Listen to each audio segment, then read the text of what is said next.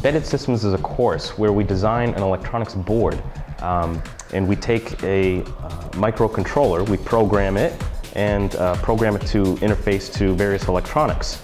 I decided to add an exciting component to the course by thinking that taking this electronics board and inserting it or attaching it to a model rocket would be pretty neat. 3, 2, 1.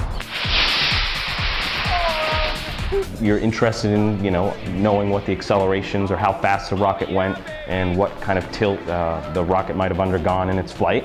And so that was basically the idea, was if we could attach some electronics that would have the right sensors on it, then we could actually, data log throughout its flight and gather all that information.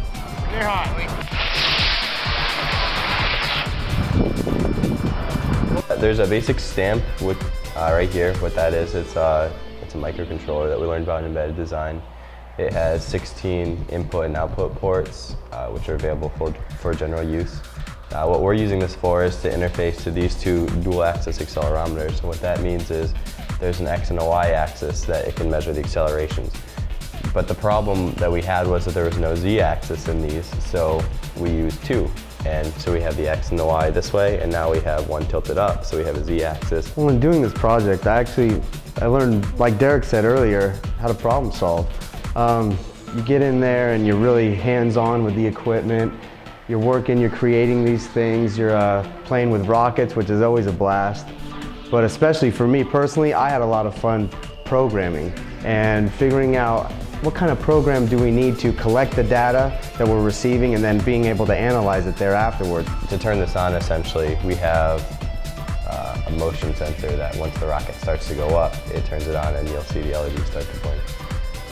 And what this cable here is this is basically for programming and debugging, and it's a RS-232 or a serial cable, and we can get the data off the stamp and reprogram it using that.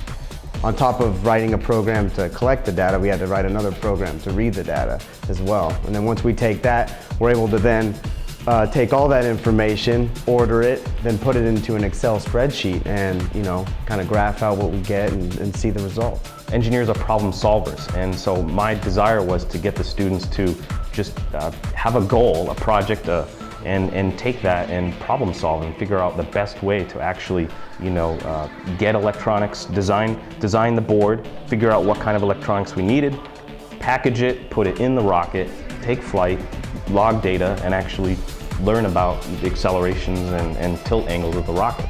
3, 2, 1, go!